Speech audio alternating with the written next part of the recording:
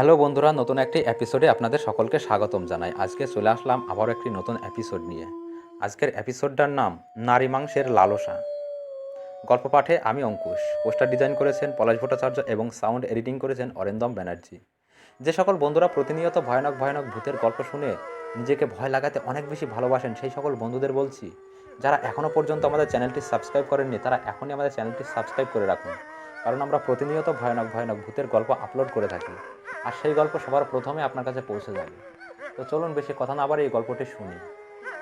নিশার কথায় শুধুমাত্র এমিলি রাজি হলেও বাকিরা অসম্মতি জানায়। সেদিন তারা সারাদিন বাইরে কাটিয়ে বিকেলের দিকে ফিরে যায় গেস্ট হাউসে। সন্ধ্যে থেকে ডিনার পর্যন্ত সবাই একসাথে এক জায়গায় বসেই গল্প করে কাটিয়ে দেয়। তারপর তাড়াতাড়ি ডিনার শেষ করে চলে যায় নিজেদের রুমে। পরিজাত, আকাশ, সন্দীপ আর বিতান ছিল একই রুমে।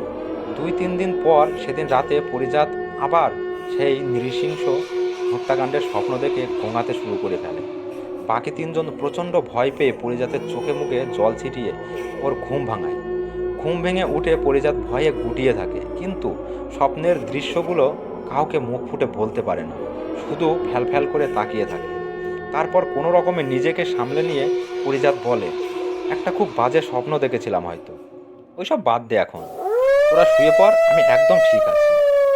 পরিজাতের কথা শুনে আকাশ, সন্দীপ আর বিতান শুয়ে পড়ে পরিজাতও কিন্তু কিছুর একটা আতঙ্কে আর দু চোখের পাতা এক করতে পারে না। পরের দিন ভোরবেলায় হঠাৎ কান্নাকাটির শব্দে সবাই যে যার ঘর থেকে ছুটে বেরিয়ে আসে। করিডোরে দাঁড়িয়ে কান্নায় ভেঙে পড়েছে সৌম্য, জয়ন্ত রাতুলের গার্লফ্রেন্ড, মৌ আর অগ্নির গার্লফ্রেন্ড বর্ষা, এবং ওদের পাশেই জুতুপুতু হয়ে দাঁড়িয়ে আছে পিটারকে জুতুপুতু হয়ে দাঁড়িয়ে থাকতে দেখে সন্দীপ অবাক হয়ে বলে, কি ব্যাপার বলতো, ওরা কাঁদছে আর তুমি এইভাবে দাঁড়িয়ে আছো, কি হয়েছে? বাকিরা সব কোথায়? কি হলো এমিলি, রাকা আর নিশা কোথায়? বিতান বিরক্ত হয়ে বলল, কি হয়েছে, কেউ কি বলবি তোরা, কি হয়েছে তোদের? জয়ন্ত হাউ হাউ করে কাঁদতে লাগলো। ভোরবেলা থেকে এমিলি, নিশা আর রাকাকে কোথাও খুঁজে পাওয়া যাচ্ছে না। চারিদিকে দেখলাম, পুরো গেস্ট হাউস খুঁজলাম, কিন্তু ওরা 3জন কোথাও নেই। কি হচ্ছে এইসব কিছুই বুঝতে পারছি না। জয়ন্তর কথা শুনে পরিজাত থরথর করে কাঁপতে কাঁপতে ধপ করে মাটিতে বসে পড়ে। চোখে মুখে আতঙ্কের ছাপ স্পষ্ট বোঝা যাচ্ছে। পরিজাতের অবস্থা দেখে সকলেই চিন্তিত হয়ে ওঠে। সৌম্য কাঁদতে কাঁদতে বলে, রাকা আমাকে কালকে একটা কথাই 100 বার বলছে, কিন্তু আমি কোনো কথাই পাত্তা দিইনি। খুব বড় ভুল হয়ে গেছে আমার। আকাশ ব্যতিব্যস্ত হয়ে বলল, কি কথা সৌম্য? সন্দীপ সাথে সাথে আকাশ আর সৌম্যকে থামিয়ে দিয়ে ফিসফিস করে বলে, এখানে বসে কোনো রকম আলোচনা করা ঠিক হবে না, তার চেয়ে বরং সকলে মিলে বাইরে কোথাও চল, দূরে কোথাও বসে আলোচনা করি, কি করা যায় তা ঠিক করতে হবে। তখন সবেমাত্র সকাল 6টা বাজে। যে যেই অবস্থায় ছিল, গায়ে শুধুমাত্র গরম জামা কাপড় জড়িয়েই বেরিয়ে যায় গেস্ট হাউস থেকে। প্রায় ঘণ্টাখানেকের দূরত্বে একটি চায়ের দোকানে সকলে আলোচনায় বসি। আকাশ আবারও ব্যতিব্যস্ত হয়ে বলে, এই সৌম্য, এবার বলতো, রাকা তোকে বারবার কি একই কথা বলেছে? সৌম্য বলছে, রাকা 2 দিন ধরে আমাকে বারবার বলছে বাবুর্চি দুটো সারাদিন নানা রকম অছিলায় ওদের দিকে, মানে আমাদের গ্রুপের মেয়েদের দিকে খুব বিশ্রীভাবে তাকিয়ে থাকে। ওরা দুজন নাকি আড়ালে আড়ালে ওদের ওপর নজর রাখে। সৌম্যর কথা শোনার সাথে সাথেই অগ্নির গার্লফ্রেন্ড বর্ষাও বলে ওঠে, একদম ঠিক, এটা আমিও এই গেস্ট হাউসে ঢোকার পর থেকেই খেয়াল করছি। এই বাবুর্চি দুটোর কথা প্রথম আমাকে এমিলি বলে, কিন্তু তার আগে আমি নিজেও ব্যাপারটা খেয়াল করে আমার গ্রুপের বাকি মেয়েদের সবাইকে আমি জানিয়েছিলাম। সন্দীপ প্রচণ্ড রাগে ফুঁসতে ফুঁসতে বলল, এই গেস্ট হাউসে যদি সত্যিই কোনো সমস্যা থাকে তাহলে তা আমাদের খুঁজে বের করতেই হবে। তাছাড়া রিয়া, দিয়া, এমিলি, রাকা আর নিশাকেও খুঁজে বের করতে হবে। ওদের না নিয়ে আমরা ফিরে গিয়ে ওদের বাড়ির লোকেদের কি জবাব দেব? সৌম্য হঠাৎ করে প্রচণ্ড আক্রোশে আকাশকে মারতে গেলে সকলে মিলে ওকে আটকে দেয়। আকাশ হঠাৎ আক্রমণে হতভম্ব হয়ে যায়। তুই আমাকে মারতে আসছিস কেন? আমি কি করলাম? সৌম্য প্রচণ্ড রাগে চিৎকার করে, তুই কি করেছিস জানিস না? এই গেস্ট হাউসটা তুই বুকিং করেছিস, তোর কথা মতো আমরা এই গেস্ট হাউসে গিয়ে উঠেছি। এই গেস্ট হাউস থেকেই রহস্যময়ভাবে একে একে উধাও হয়ে যায় আমাদের গ্রুপের 5টা মেয়ে, আর তুই বলছিস তুই কি করেছিস? আকাশ অবাক হয়ে ভুরু কুঁচকোতে থাকে। কি বলছিস তুই পাগলের মতো? তোরাই বলতো, আমি কি করে জানবো এই গেস্ট হাউসে কোনো সমস্যা আছে? আমার বাবার বন্ধু এই গেস্ট হাউস ঠিক করে দিয়েছে, তাতে আমার দোষ কোথায়? ওদের কথা কাটাকাটির মধ্যেই হঠাৎ পিটার চিৎকার করে ওঠে, এই তোমরা একটু চুপ করবে? এখন কি করা যায় আগে সেটা ভাবতে হবে, ঝগড়া করে কোনো সমাধান হবে না। রাতুলের গার্লফ্রেন্ড মৌ কাঁদতে কাঁদতে বলে, আমার মনে হয় আর দেরি না করে যত তাড়াতাড়ি সম্ভব লোকাল পুলিশের সাথে যোগাযোগ করা উচিত। একমাত্র পুলিশের সাহায্য নিয়েই আমরা ওদেরকে উদ্ধার করতে পারবো।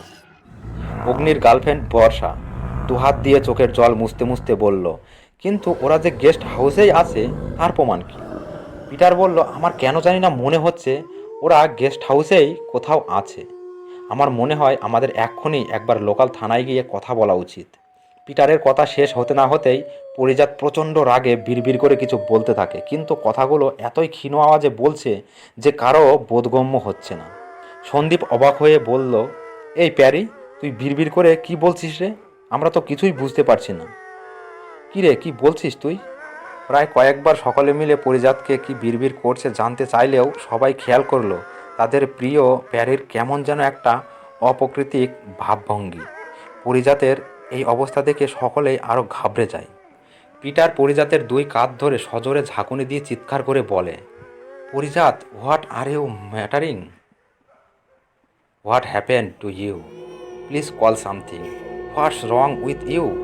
পিটারের কাছ থেকে সজোরে ঝাঁকুনি খেয়ে কিছুটা প্রাকৃতিক হয় পরিজাত, তারপরেই ডুকরে কেঁদে ওঠে। রাতুল বলল, এই প্যারি, কাঁদছিস কেন? কি হয়েছে, একটু খুলে বল আমাদের। পরিজাত ফ্যাল ফ্যাল করে একবার সবার মুখের দিকে চোখ বুলিয়ে বলল, রাতুল, তোর মনে আছে আমি রোজ রাতে খুব বাজে একটা স্বপ্ন দেখে ভয় পেয়ে ঘুম থেকে উঠে পড়ি?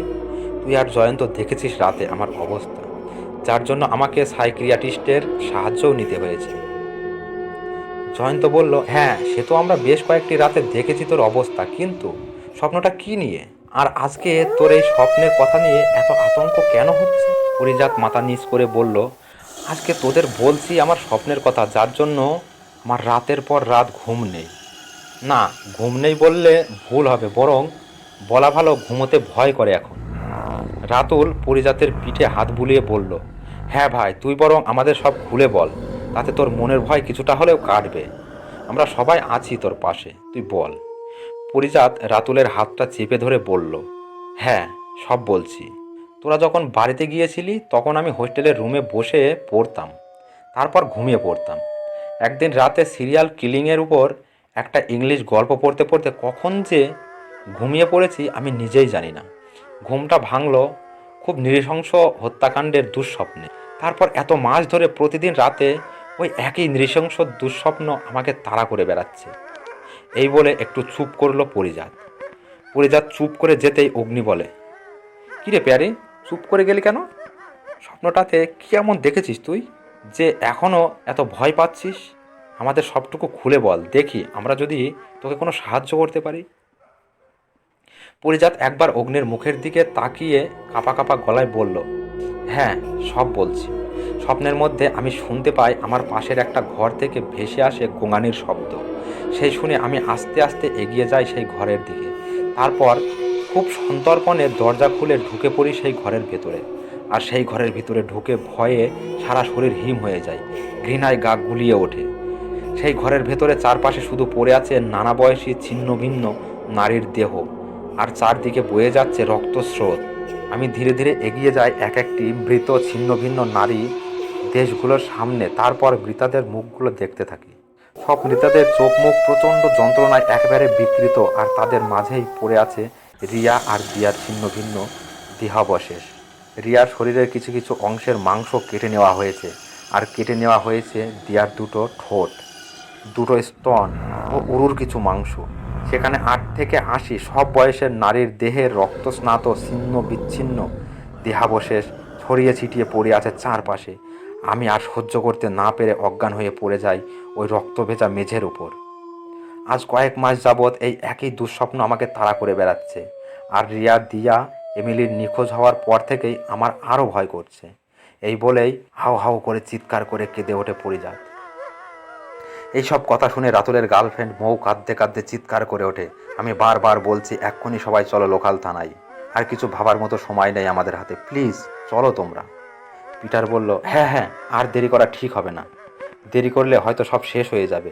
পুলিশের সাহায্য নিয়ে আজকেই গেস্ট হাউসে যেতে হবে। গেস্ট হাউসটায় খানা তল্লাশি চালাতে হবে, তাহলে হয়তো ওদের হদিশ পাওয়া গেলেও যেতে পারে। সকলেই সমস্বরে বলে উঠল, হ্যাঁ হ্যাঁ, সবাই মিলে থানায় চলো। আজকের গল্পটা এই পর্যন্তই। বন্ধুরা, গল্পটা কেমন লাগলো আমাদের কমেন্ট করে জানাবেন। গল্পটা যদি আপনাদের এতটুকু ভালো লেগে থাকে তাহলে বন্ধুদের মাঝে শেয়ার করে বন্ধুদের একটু শোনার সুযোগ করে দেবেন। নমস্কার।